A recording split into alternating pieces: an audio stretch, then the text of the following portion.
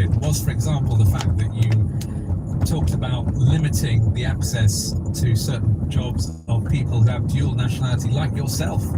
Was that not a mistake in retrospect? That was fully a vain polemic that was self-generated by the media. It was definitely not something part of our program, and if it was at some point, it was fully rolled back. There's been massive effort of the mainstream media and social networks to vilify us on this matters. Maybe there's some aspects on which we can also grow up from and structure more our political function.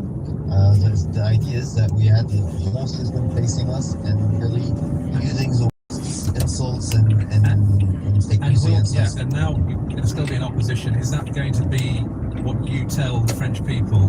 The system was against us, and you have to stick with us.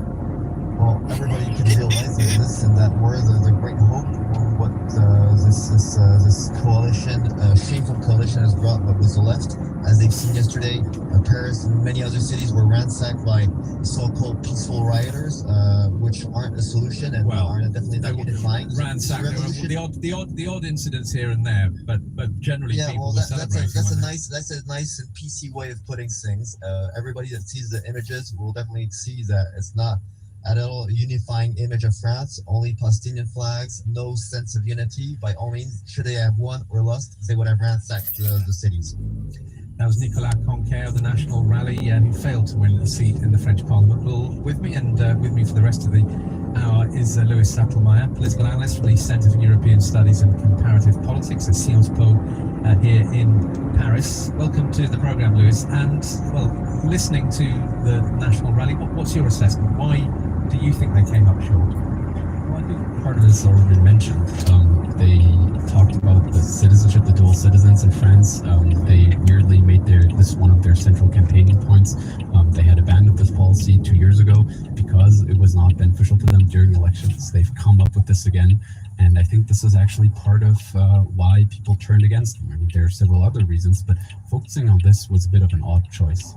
So, policies, but broadly speaking, when I was talking to people, certainly in areas that were not strongly in favour of the National Rally in the last couple of days, there was this fear, there was this sense that, crikey, after making these progressions, they were finally almost there.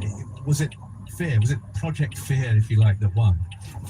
I think it was Project Fear. I mean, fear is a strong word in that sense, but for once now, people already also had a left-wing option to vote for, a proper left-wing option to vote for. They did not have to vote for Emmanuel Macron against a far-right candidate as they had done before for the two previous presidential elections. So I think this really helped.